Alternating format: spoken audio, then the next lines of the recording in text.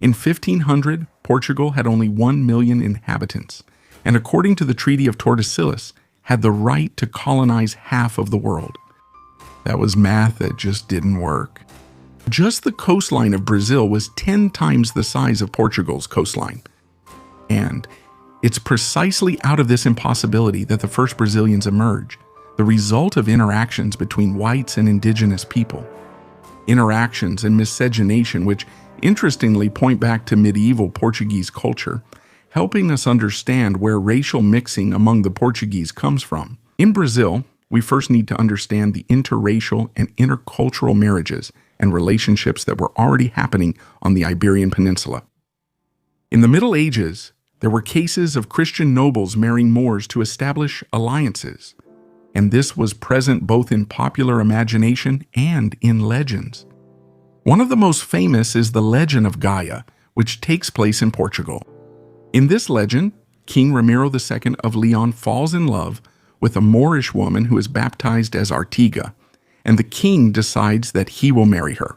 Even though he is already married to a queen named Gaia, the queen ends up being kidnapped by the Moorish woman's brother, with whom she conspires to try to kill her former husband, but she ends up being killed by him. And in the legend, the king ends up marrying the Moorish woman, and this marriage gives rise to the Maya family. Regarding this famous legend, in the 10th century, Ramiro II's actual son, Lovisendo Ramirez, married the Moorish woman Zahra ibn Zaidan, who converted to Christianity. The king of Castile, Alfonso VI, married the Moorish princess named Zaida of Seville, who was converted to Christianity and baptized as Isabel. Even Portuguese kings became involved with Moorish women. One example was Afonso III, who during the conquest of the Algarve became involved with Madragana ben Alejandro, making her his mistress. Many branches of the Portuguese nobility descended from the relationship between Madragana and Afonso. Legendary stories about the relationships between beautiful Moorish women and Christians abound in the Portuguese imagination. In some of them, including the legend of the Alejandros, the love is merely platonic. A beautiful Moorish woman negotiates the surrender of the city of Faro in the Algarve, and soon after, she leaves for Morocco, with her father leaving a Christian knight in love holding only a bouquet of flowers. What is interesting in this sense is that the reality of marriages and relationships between different worlds was very present in the Iberian Peninsula, and it would have direct effects overseas, especially in Brazil. That's because Portugal was going through a serious crisis in the 16th century. Through the Treaty of Tordesillas, Portugal had the right to effectively explore half of the world. However, the entire population of the kingdom was around 1 million inhabitants, which proved to be insufficient for such ambitions. And, to make matters worse, France, with a population 10 times larger, was roaming the waters of Brazil, taking Brazil wood and many other products. Thus, Portugal found itself facing a great dilemma. It needed soldiers, it needed to occupy the territory, but at the same time, it had very few inhabitants. And that's when an indigenous custom present in the territory of Brazil, interestingly enough, ends up being very useful to Portugal. Since the arrival of the Portuguese in Brazil, there were tribes that practiced Cunhadismo. Cunhadismo, widely explained by the anthropologist Darcy Ribeiro, consisted of giving a young native woman in marriage to a Portuguese man, thus making him part of the family, a brother-in-law. Through Cunhadismo, the natives could take advantage of Portuguese military technologies to defeat their enemies. At the same time, could the Portuguese settle more in the territory? And this phenomenon had a major impact when the hereditary captaincies were divided by Dom João III. That's because the only two captaincies that prospered in Brazil, in Pernambuco and São Vicente, did so because the Portuguese mixed with the natives. In São Paulo, the castaway João Ramalho stands out, who, as historian Jorge Caldeira points out, was not only married to Chief Tiberixa's daughter, he commanded native armies and walked around naked with his 30 indigenous wives. In Pernambuco, Geronimo de Albuquerque, the brother-in-law of the captaincy holder, was captured by the Tabajaras and saved from the death penalty through a native woman named Muira Ubi, who fell in love with him and married him, sealing peace between the Portuguese and the Tabajaras. After her death, Geronimo is said to have strengthened ties with other tribes, living in concubinage with dozens of native women and having hundreds of children. In fact, it reached such a level that he received reprimands from the Queen of Portugal for openly practicing polygamy. A noblewoman was sent from Portugal so she could marry him and put an end to the moral scandal. And it is through these figures, with João Ramalho, Geronimo de Albuquerque, and Caramuru, that the first Brasilicos will be born. The first Brazilians had a Portuguese side, integrated into the European world and skilled in the use of firearms, and also a native side, explorers of the forest and familiar with the language. And these Brazilians would help defend the territory against foreign invasions, while also playing a role in the expansion of Brazil. Heading into the interior through the expeditions known as bandeiras, almost all the bandeirantes were Mamelucos. Domingos Jorge Velho, for example, who destroyed the Palmares Quilombo, could barely speak Portuguese, communicating almost always in Tupi and in the general language of Brazil. As for the great Portuguese hero who expelled the French from Maranhão, he was the son of Geronimo de Albuquerque, with the indigenous woman Muira Ubi.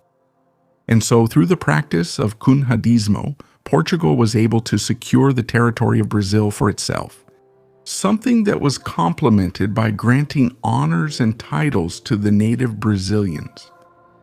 There are several examples of natives of Brazil who received habits and honors from the Portuguese crown. Araraboia, for example, received land grants and became a Knight of the Order of Christ for expelling the French. In Pernambuco, the Camarão family and their descendants also received the habit of the Order of Christ. And in Ceará, Felipe de Souza e Castro and his family became Knights of the Order of Santiago. And, as Jean Palmeira's article clearly shows, tribes would even go to Lisbon to request the granting of titles and military honors for the services rendered by the indigenous people to Portugal. And here's a very interesting point.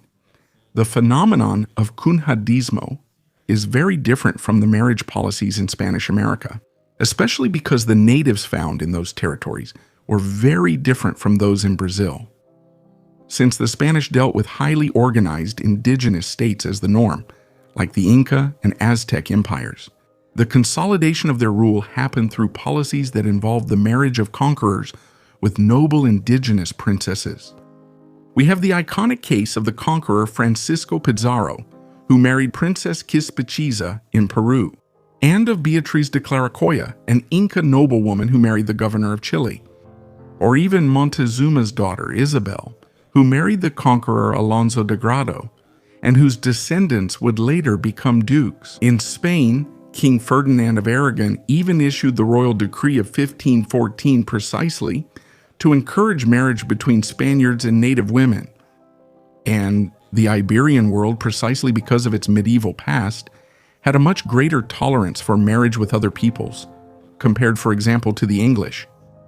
In fact, in the United States, interracial marriage was only officially allowed starting in the 1960s, and Brazilians, once mixed and multiplied, would help the Portuguese Empire not only in maintaining the empire, but also in building it. Many mixed-race people became governors in Brazil, and even in Angola, such as Geronimo de Albuquerque Maranhão and André Vidal de Negreiros. Antonio de Albuquerque Coelho, a mixed-race man from Pará, held important positions in Goa, Macau, and Timor, and people from Minas Gerais, like Lucas José de Alvarenga, were governors in Macau. Brazil was an integral part of the Portuguese Empire. Before 1815, Brazil was officially a province of Portugal, referred to in documents of the time as the State of Brazil. And so, those born in Brazil before 1822 were not Brazilian, they were Portuguese. But this whole story was, for the most part, rewritten starting in 1822. The newly independent Brazil found itself in an existential dilemma. It needed to reaffirm its sovereignty by attacking the former colonizer and villainizing them, while at the same time forgetting the social dynamics that built the country. The Bandeirante, essentially a Mameluco, was treated as white because he enslaved the indigenous people. The natives who received titles from Portugal and rose into the aristocracy were completely forgotten in favor of a generic stereotype, as if the indigenous peoples had been exterminated rather than acculturated. And finally, alliances and the practice of Cunhadismo itself, which helped build the foundations of the Portuguese presence in Brazil, were replaced by a discourse focused solely on violence and oppression. And so, because of this search for historical heroes and villains in a land full of contradictions, Brazil became the world's prime example of an interesting paradox, intensely hating its own origins and history while loving the result of it in culture, architecture, and cuisine, and in so many other virtues that are evident to anyone who looks closely. And you? Did you know about the origins of Iberian miscegenation? What surprised you the most? So leave your comment right now to support our work. And if you're interested in learning more, become a member of the channel right now. That way, you'll have access to exclusive videos that will help you dive deeper and learn even more about the fascinating Iberian history.